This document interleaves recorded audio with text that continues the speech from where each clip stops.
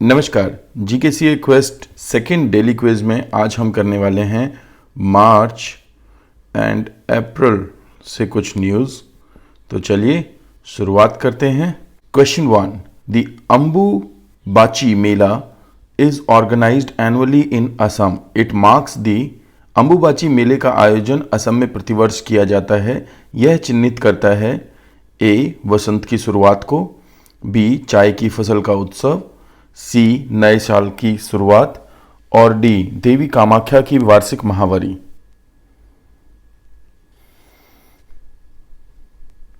जी, इसका आंसर होगा D. Paper perspective से कुछ बहुत इंपॉर्टेंट इंफॉर्मेशन देखते हैं तो अंबुबाची मेला जो है वो कामाख्या मंदिर में आयोजित होता है, जो कि एनुअल मेंस्ट्रुअल साइकिल को दर्शाता है। और ये इस बार कोविड-19 की लॉकडाउन सिचुएशन में नहीं किया जा रहा है, तो रद्द कर दिया गया है, इसलिए न्यूज़ में। ये हर वर्ष 21 से 25 जून को आयोजित किया जाता है। यहाँ पे जो 51 शक्तिपीठ हैं जो कि माँ सती को दर्शाते हैं, उनमें से ये एक है। अब यहाँ पे समझना होगा कि जो कामाख्या टेम्पल है बहुत महत्वपूर्ण है, असम का एक महत्वपूर्ण पिलग्रिम है जो कि रीजनरेटिविटी को दर्शाता है। तो आगे बढ़ते हैं। Next question, question 2, which of the following is are a zoonotic disease. निम्नलिखित में से कौन सा या से एक जूनोटिक रोग है? तो 1, tuberculosis, 2, swine flu, 3, bird flu, 4th, Ebola, 5th, covid. Select the correct answer using the code given. तो नीचे जो कोड दिए हुए हैं उनसे सही आंसर चूज करना है। 4 and 5, 2, 4 and 5, 1, 2, 4 and 5 या 1, 2, 3, 4, 5।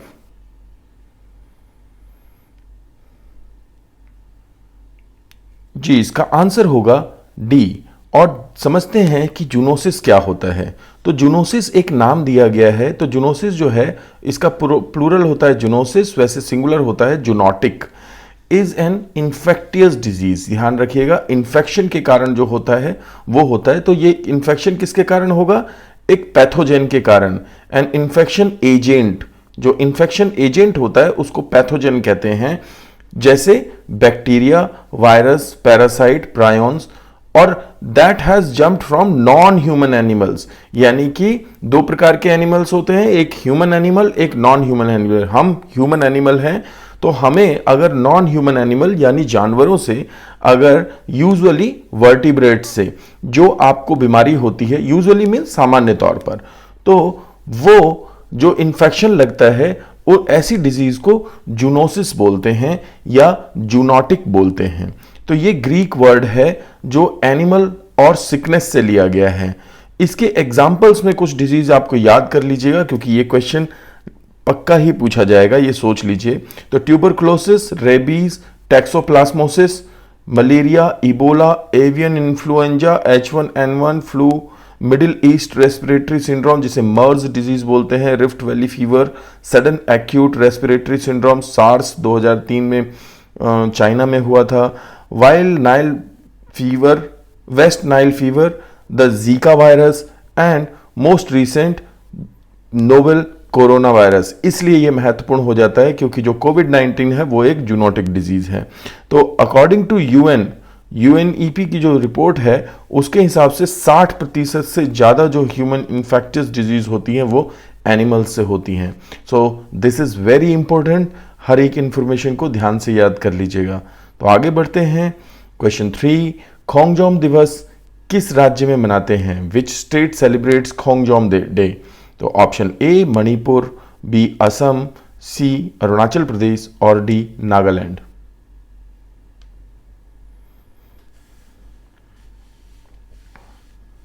जी, आंसर होगा इसका ए मणिपुर में 1891 में 23 अप्रैल को एंग्लो मणिपुर वॉर हुआ था। तो Khongjom day being a state holiday is celebrated on 23 April.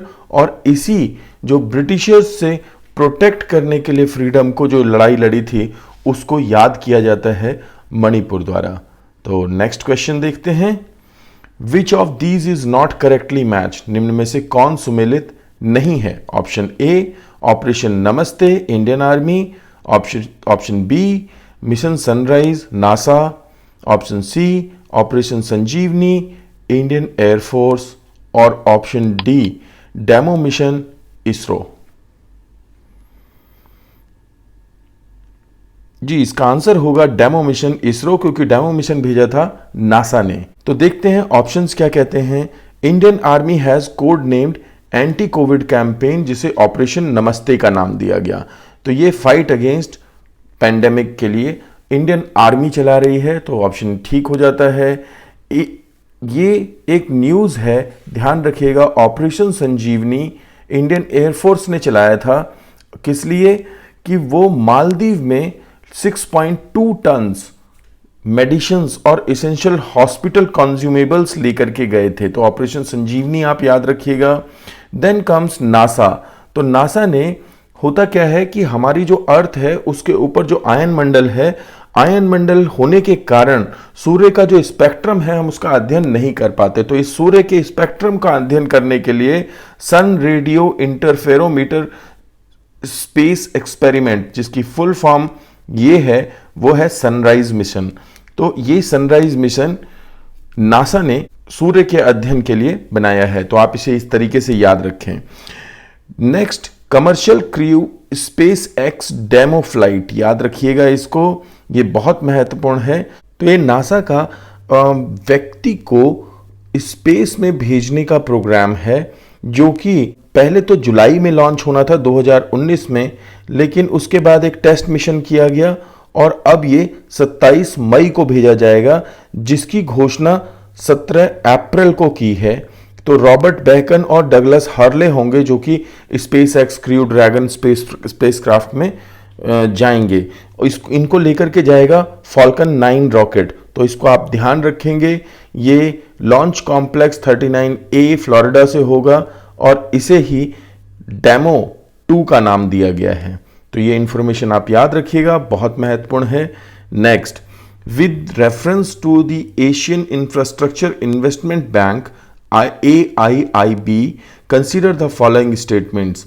Asian infrastructure investment bank के संदर्भ में निम्नलिखित कथनों पर विचार करें। ऑप्शन 1, यह एक बहुपक्षीय विकास बैंक है जिसमें G20 के सदस्य भी शामिल हैं। 2, यह केवल संप्रभु संस्थाओं के लिए सदस्यता की अनुमति देता है। तो देखते हैं ऊपर दिए गए कथन में कौन से कथन सही हैं या सही है। तो option 1 only, 2 only, both 1 and 2, neither 1 and 2।